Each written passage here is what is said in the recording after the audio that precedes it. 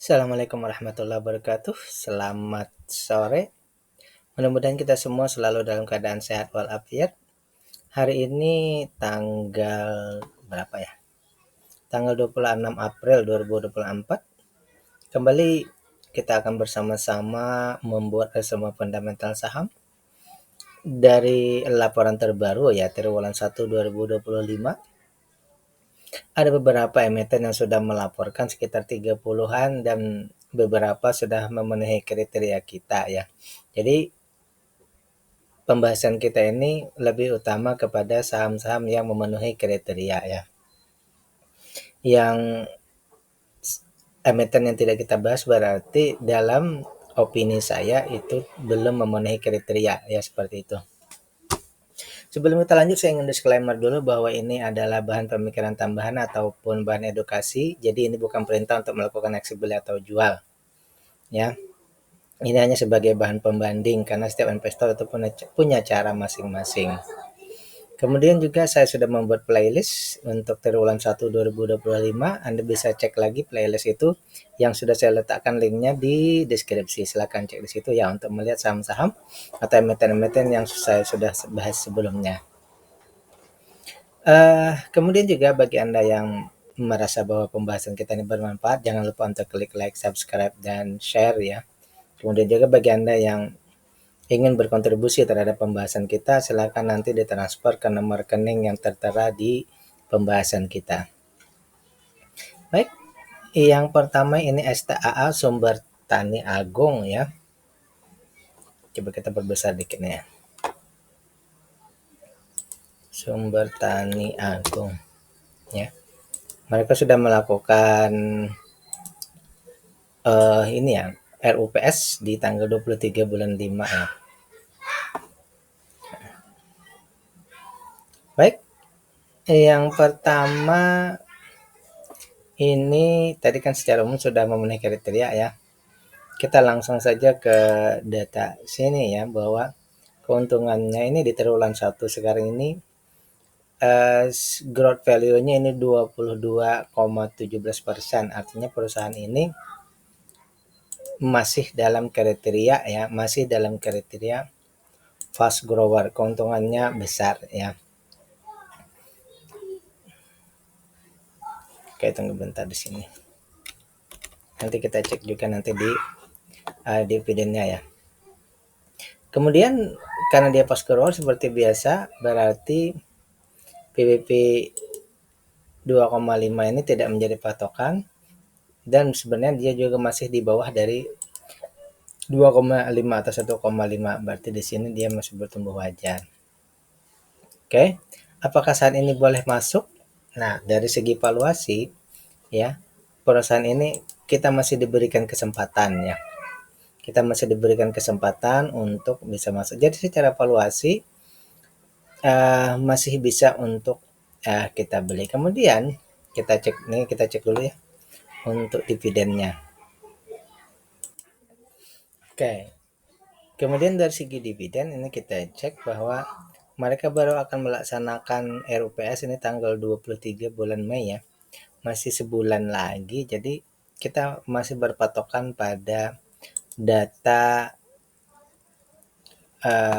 DPR di tahun 2023 ya. 43,17%.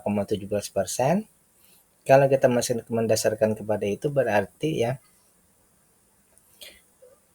di triwulan 1 ini ya 2025 akan sebesar Rp55,1 atau 6,32%. Berarti di sini dividennya ini memenuhi kriteria juga. Ya. Dari data valuasi ini memenuhi kriteria untuk kita beli. Dari segi penyokongnya, dividennya juga memenuhi kriteria ya. Tapi masih kita tunggu juga nanti di triwulan berapa ini? ROPS-nya ya. Berarti ini kita masih punya kesempatan. Dia belum membagikan dividen sama sekali, berarti sekali setahun. Jadi kalau misalnya kita mau beli ini masih punya kesempatan besar. Ya. Seperti itu. Kemudian untuk free cash flow 15% aman. Aset lancar 300%. utang dan lain-lain, pengendali dan lain-lain. Jadi untuk ketahanan perusahaan ini juga sangat bagus. Jadi opini saya terhadap perusahaan ini adalah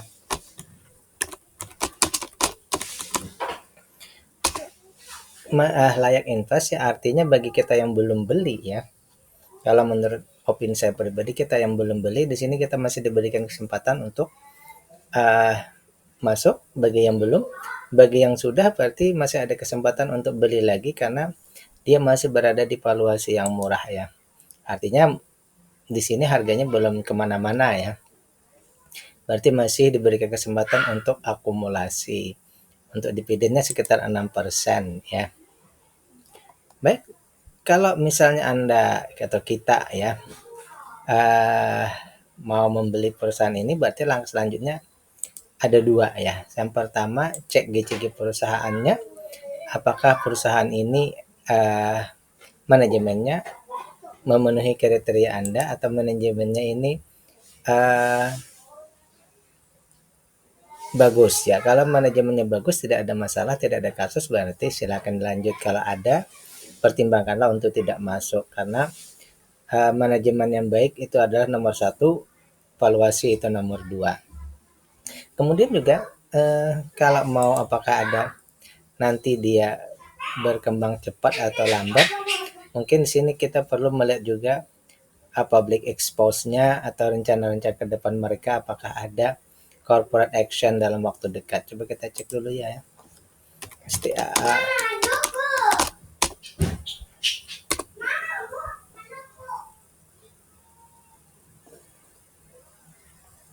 Kita cek berita ya. Awasi saham emiten STAA. Lah, 1 hari yang lalu bergerak tak wajar, BEE awasi ketat emiten ini. Waspadai saham emiten tengah diawasi BEE, alasannya. Itu kita cek apa alasannya ya, sehingga dia diwaspadai oleh BEI. Tadi ada sedikit masalah dalam aksesnya, coba kita cari sini berita yang lain ya. Emiten STA Resources panen laba, punya proyek besar. Emiten laba positif di kuartal 3. Oh, ini sudah lewat ya. Atau kita balik lagi, coba yang tadi. Agak lamban.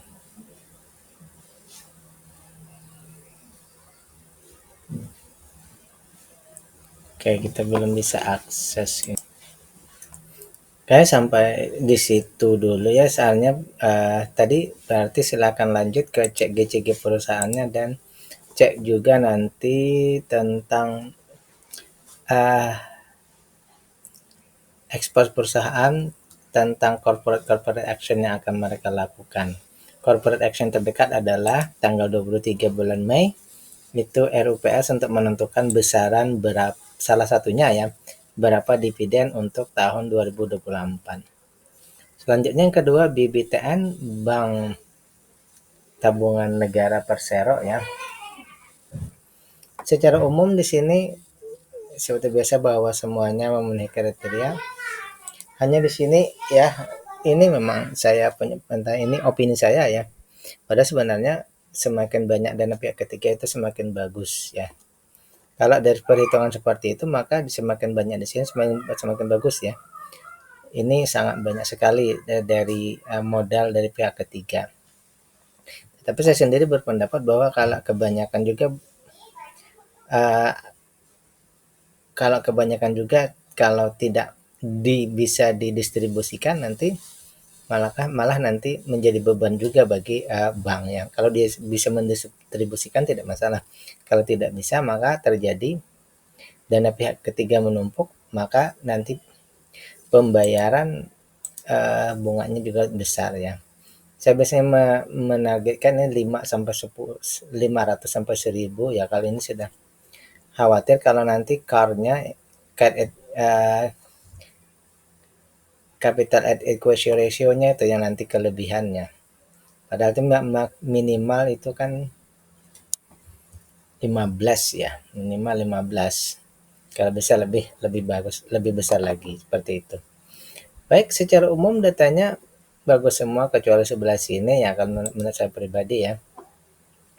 Dari segi data yang saya dapatkan di sini bahwa keuntungan bersihnya ini luar biasa. Ini 55% ya. Dari di triwulan 1 itu, oh sering kita cek dulu ya. Ini ada beda sekali jauh. Mungkin ada uh, stock split atau apa, coba kita cek dulu ya. Kalau salah data ini. Tadi ada perubahan data, ternyata di sini tadi kita ketinggalan angka 2000-nya ya. Jadi 2389, IPS-nya 217 setara 9,10%, artinya dia slow grower ya. Slow grower. Kalau menurut saya pribadi, ini opini ya, bukan sebuah keharusan. Berarti di sini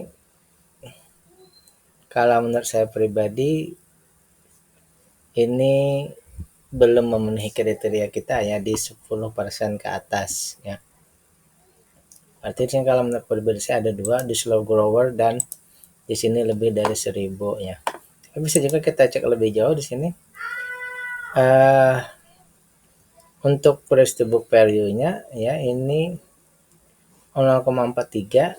Kalau kita mengejarkan PBV 2,5 ya 2,5 ya. Tentu saja ada 477% ya. Ini hampir multi bagger ya. Bukan hampir lagi, ini multi bagger. Dan kalau kita beli sekarang misalnya, maka kalau kita beli sekarang berarti di sini ya dia valuasinya sangat murah karena ada diskonnya 52% ya. 52%. Oke, nah selanjutnya di 2024 ini sudah dibagi berarti ya sebanyak Rp53 ya. Di 2024 sudah dibagi, berarti di sini 25% dibagi ya, setara dengan 5,4. Dividen payout ratio-nya kecil, tapi dividennya ini besar ya.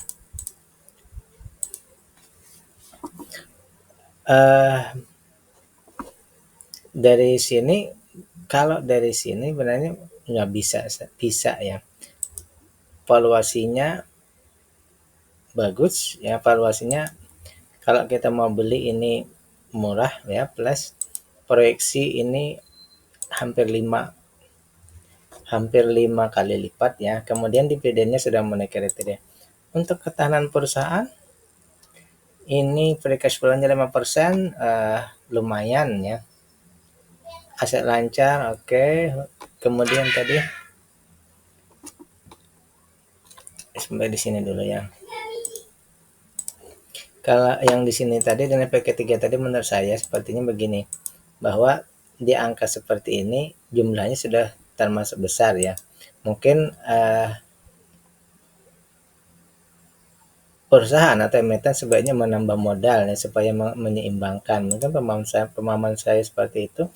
Kalau nanti salah ya bisa silahkan nanti di ini lagi ya, dikonfirmasikan ulang bahwa pemahaman saya salah seperti itu ya. Oke, jadi kalau menurut opini saya bahwa perusahaan ini yang paling mendasar sebenarnya di sini adalah karena keuntungannya ini di bawah 10%. Kalau menurut saya pribadi ya, menunggu IPS-nya meningkat ya. Untuk dividen, IPS dividen juga kalau bisa ya, IPS dan DPR meningkat ya. Padahal DPR kecil pun dia sudah bagus, tapi kalau besar sampai 30% juga lebih bagus ya.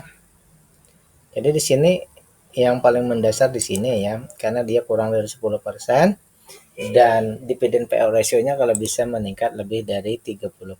Itu saja untuk bank ini ya. Tapi kalau Anda yang melihat bahwa misal potensi bahwa dia PBV-nya 0,43, fairnya 0,48 misalnya, bisa saja dividennya besar, bisa saja ya. Tapi kalau menurut saya pribadi bahwa boosternya ini di slow grower itu belum mencukupi. Berikutnya di sini KKGI ya, Resource Alam Indonesia ya. Ini berarti dia belum menentukan ya, sampai saat saya bahas ini mereka belum menentukan tanggal RUPS ya, dan belum menentukan berapa ya. Baik, dari semua data ini oke, tinggal kita cek lagi di sini. Dia 14,38%,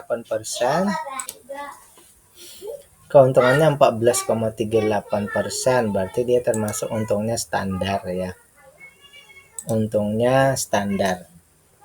Kemudian kita berarti ya untuk proyeksi ya di 2,5 atau 1330 ini kita aktifkan ya. Kita trigger. Dia baru PBP 0,78, kalau ke 2,25 2,5 itu sekitar 219% atau 2,2 kali lipat. Berarti ada potensi untuk multi bagger ya. Ada potensi ya, ada proyeksi. Kemudian apakah beli sekarang kita dapat diskon? Ya, kita dapat diskon 46%. Jadi secara valuasi perusahaan ini kita masih diberikan kesempatan ya. Kita masih diberikan kesempatan bagi yang belum beli, ada kesempatan. Bagi yang sudah beli juga masih diberikan kesempatan untuk menambah posisi ya. Kemudian untuk berarti simpulannya apa? Simpulannya berarti harganya belum kemana-mana, berarti ya, bahkan ini turun ya. Naik dikit ya. Kemudian dari segi dividen, karena belum di 2024 belum ada kesimpulannya, kita masih memakai patokan di tahun 2023 yaitu 60% setara dengan 11. Proyeksinya nanti ya kita tidak mulai di sini lagi ya, kita mulai di sini. Proyeksinya nanti di sekitar Rp46. Di triwulan berikutnya sekitar Rp46. Itu dividennya besar, itu setara dengan 11%, masih memenuhi kriteria ya. Jadi di sini saling mendukung, valuasinya bisa untuk beli. Kemudian pendukungnya ya, upah menunggunya ini juga memenuhi kriteria di 11% ya. Untuk ketahanan perusahaan semuanya oke. Tidak ada masalah ya. Jadi kesimpulan kita untuk perusahaan ini adalah karena dia stalwart, kita perlu dia dievaluasi murah, dan dia sudah murah ya. 416 di sini 383, berarti masih di dalam area sini ya. Masih di dalam area sini, belum terlalu murah ya. Belum di bawah dari 383. Oleh karena itu menurut opini saya bahwa perusahaan ini layak kita investasi ya. Langkah selanjutnya seperti biasa, berarti apakah kita bisa langsung masuk? Cek dulu GCG-nya ya. Apakah manajemennya ini bisa dipercaya atau tidak, apakah berkasus atau tidak. Cek dulu yang itu. Kemudian untuk melihat apakah akan ada pergerakan-pergerakan di masa yang dekat, silakan cek public expose ataupun juga berita-berita tentang corporate action mereka. Kalau ada, mungkin berarti ada nanti pergerakan-pergerakan yang termasuk cepat di sekitaran corporate action tersebut ya. Tapi secara umum bahwa potensi dividennya ini masih besar di atas 10% ya. Bisa juga dicari tahu, oh ini perusahaan batubara ya, bagaimana prospeknya ke depan. Baik, selanjutnya Arwana Citra Mulia, perusahaan yang bergerak di bidang ini ya, marmer batubara ya, atau kaca, saya lupa juga nih. Seperti biasa datanya sudah memenuhi kriteria ya. Di sini juga belum tercatat tanggal RUPS-nya ya. Bukan belum, sudah muncul ya 43 di sini ya. Berarti sudah ya, sudah, dan dividennya Rp43 atau setara dengan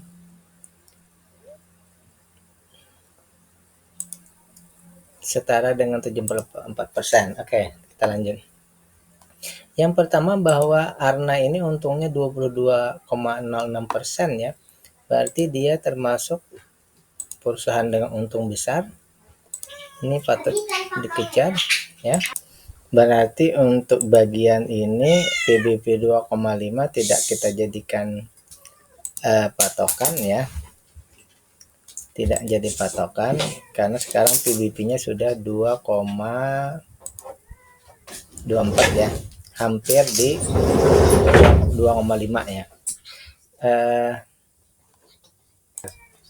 Nah, bejauh nah. Berbunyi-bunyi bejauh nah. Akhirnya no suara.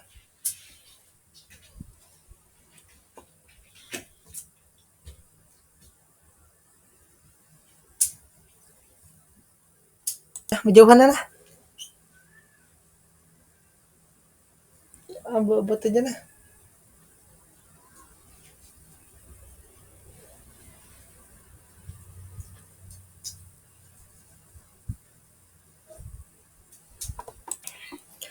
Selanjutnya kita cek dari segi free cash flow-nya ya, free cash flow-nya. Di sini 23% sangat besar. Aset lancarnya 2 kali lipat, hutang hanya 6% dan 43%. Masyarakat ini sudah termasuk 34%,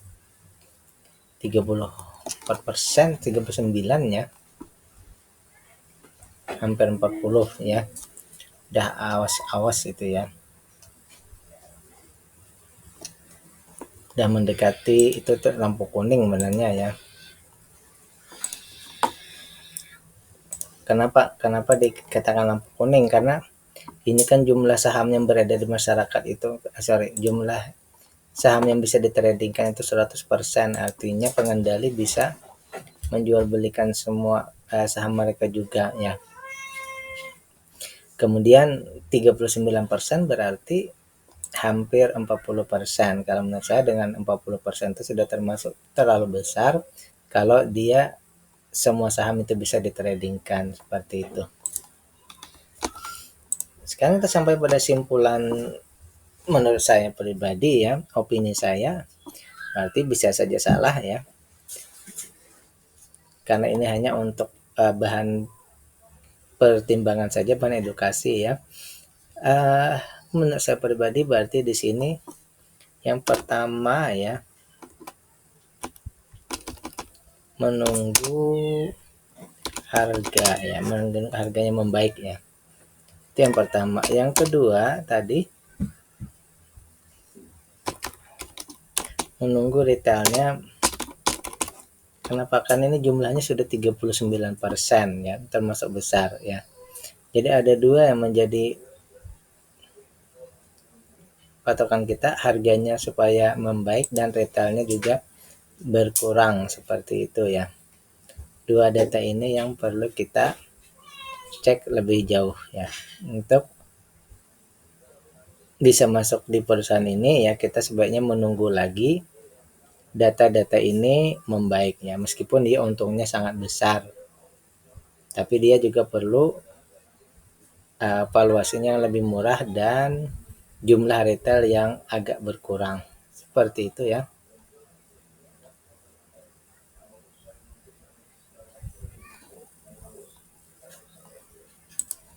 Selanjutnya kita akan membahas Astra Auto Parts ya. Auto ini mereka sudah RUPS tanggal 29 bulan 4 belum ya. Dari semua data auto ini yang pertama untungnya 13,86%. Jadi saya tidak lagi membahas di sebelah sini ya, naik atau turunnya ya. Saya hanya membahas di sini 13,86%, berarti di sini dia untungnya standar ya, di bawah 15%, di atas 10. Kemudian untuk PBB-nya masih 0,7. Dalam artian bahwa Starboard kan kita memperhatikan PBB ya yang maksimal 2,5. Berarti di sini bisa kita trigger, berarti proyeksinya di sini ada proyeksi ya.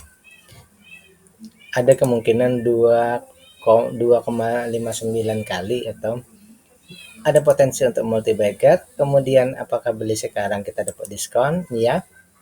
Diskonnya 50% termasuk besar. Jadi untuk auto ini ada potensi ya.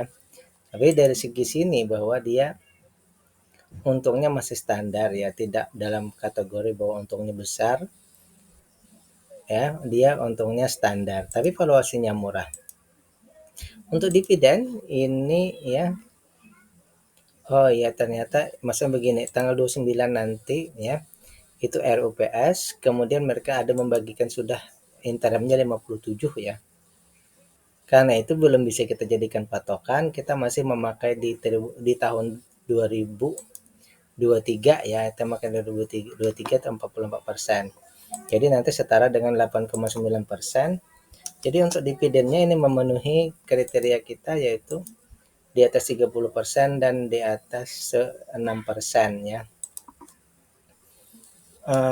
Free cash flow-nya 10%, aset lancarnya 196, hutangnya 5%, 40, aman ya. Retailnya hanya 20%. Jadi di sini ya seperti ini. Terakhir, kalau menurut saya pribadi berdasarkan data seperti ini ya, di Star Wars dia sudah memenuhi kriteria di valuasi murah dan proyeksinya juga multi bagger ya. Maka kalau menurut saya pribadi di sini layak untuk kita investasi ya. Layak untuk kita investasi. Tinggal seperti biasa cek GCG perusahaannya dan rencana-rencana ke depan mereka, apakah ada misalnya pengembangan perusahaan ataupun ekspansi dan lain-lainnya, dan manajemen mereka misalnya bagus, maka silakan dilanjut. Kalau tidak, misalnya GCG-nya tidak bagus, maka silakan untuk tidak melanjutkan ya. Demikian dulu pembahasan kita sampai hari ini, Sabtu tanggal 26 April ya. 26 April. Data yang saya dapatkan untuk triwulan 1 ini yaitu STAA, BBTN, KKGI, Arna, dan Auto ya. Ini yang menurut saya pribadi bisa dijadikan pembahasan ya. Sekali lagi sebelum saya tutup, bahwa ini adalah bahan pertimbangan tambahan, bukan perintah untuk melakukan aksi beli atau jual, dan ini adalah opini pribadi ya, bukan sebuah perintah untuk beli atau jual. Kemudian juga ini bukan penghitungan yang eksak karena setiap investor itu punya perhitungan masing-masing. Billahi taufiq wal hidayah. Assalamualaikum warahmatullahi wabarakatuh.